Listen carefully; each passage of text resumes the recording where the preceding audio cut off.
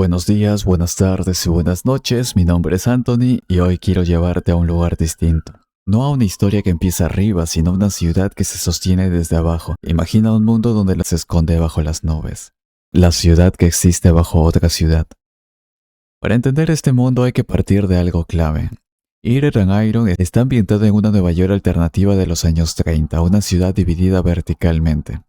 Arriba están los conocidos como los Altos, un distrito elevado y reluciente, construido gracias al descubrimiento del éter, una energía capaz de mantener estructuras suspendidas en el aire. Y debajo están los considerados barrios pobres, pero los bajos no son simplemente eso, son el nivel más antiguo de la ciudad, el que quedó debajo del nuevo desarrollo vertical, un lugar donde el sol apenas llega, donde las calles se mezclan con tuberías, humo y metal oxidado.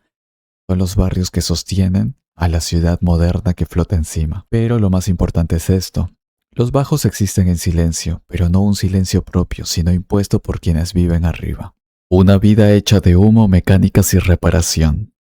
En los bajos el día a día está marcada por el trabajo manual. Aquí viven mecánicos que reparan dispositivos de éter, trabajadores que recogen restos que caen desde los altos, comunidades que sobreviven con tecnología reutilizada y personajes que luchan por escapar de esa constante sensación de humedad, ruido y peligro.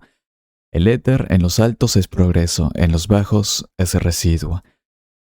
La misma energía que ilumina las torres brillantes arriba gotea en forma de desechos, máquinas rotas y humo contaminado abajo.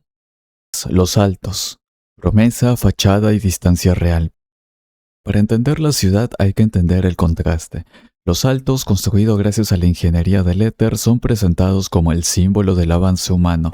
Calles limpias, estructuras impecables, propaganda sobre salvación y progreso. Pero el propio juego insinúa que esa imagen es una fachada, una vitrina diseñada para mostrar la versión perfecta del mundo, mientras oculta lo que cuesta mantenerla. La distancia entre los altos y los bajos no se mide en metros, sino en oportunidades, en quién puede subir, quién puede permanecer y quién puede quedarse abajo sin ser visto. Y esa división vertical es la base del conflicto social del juego. Número 4. Una metáfora demasiado familiar. Iron hace algo interesante.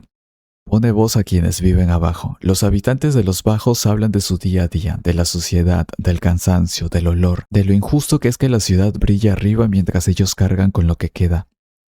El juego intenta suavizarlo. La gente expresa frustración, resignación, ironía y a veces esperanza. Y eso es lo que lo vuelve tan reconocible. Porque en nuestras ciudades reales también existen esos contrastes.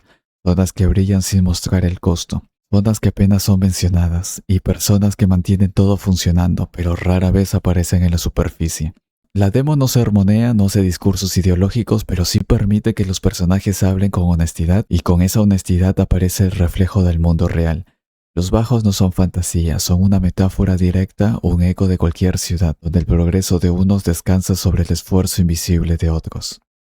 Como jugador es fácil dejarse impresionar por los niveles superiores del mundo, por la estética retrofuturista, por la tecnología del éter, por los rascacielos suspendidos.